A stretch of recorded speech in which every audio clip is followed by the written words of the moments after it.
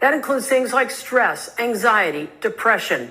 Now, to put a spotlight on the issue, a local organization is working to work with these young people and help save them. Joining us live right now is Cheryl Eskin with Dee Hirsch. That's the organization. She's also the senior director of the Teen Line program there. Cheryl, thanks so much for joining us tonight.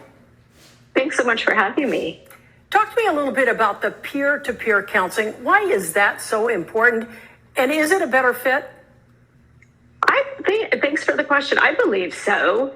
The premise of Teen Line, which is a program of Dee Hirsch, is teens helping teens. We know that teenagers relate to each other in a way that we as adults don't always. So what we're doing is we're empowering teens to have the skills to talk to their peers about any mental health or otherwise issues that they're struggling with in their lives.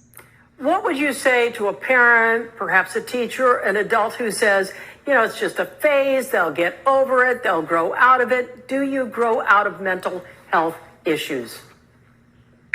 Tough question. It depends. Sometimes something that happens as a teenager doesn't stay throughout could be a temporary situation. But sometimes we know that mental health concerns start in adolescence. Average onset of someone struggling with mental health and getting some kind of treatment is 10 years.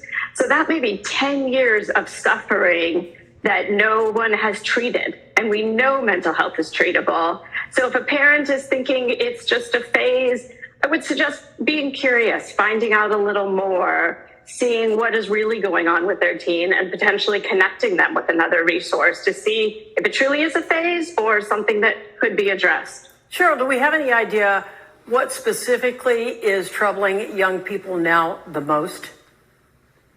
Yeah, so we hear a lot. I mean, this is the generation post-COVID, cell phones, social media, different levels of connectedness. I think it's also really hard to be a teen. Not that it's easy to be an adult, but I think the stakes are definitely higher with the social comparison, cost of living, getting into college, all those sorts of things. So I think there's a lot of stress overall, stress about the world, kind of existential dread in some ways. Signs or symptoms we should be on the lookout for? Definitely parents, educators be on the lookout for a change from departure. A teen who used to be outgoing, who no longer is hanging out with friends. A teen who stops bathing or is eating differently, sleeping more, not caring about school, dropping out of activities. Again, as a parent, trust your gut. You know your teen best. If you feel like something is off, it's worth exploring. And who should we contact? Who do you call for help? What are the resources? So Teen Line is a fabulous resource for any teen who wants to talk to another teen who is struggling.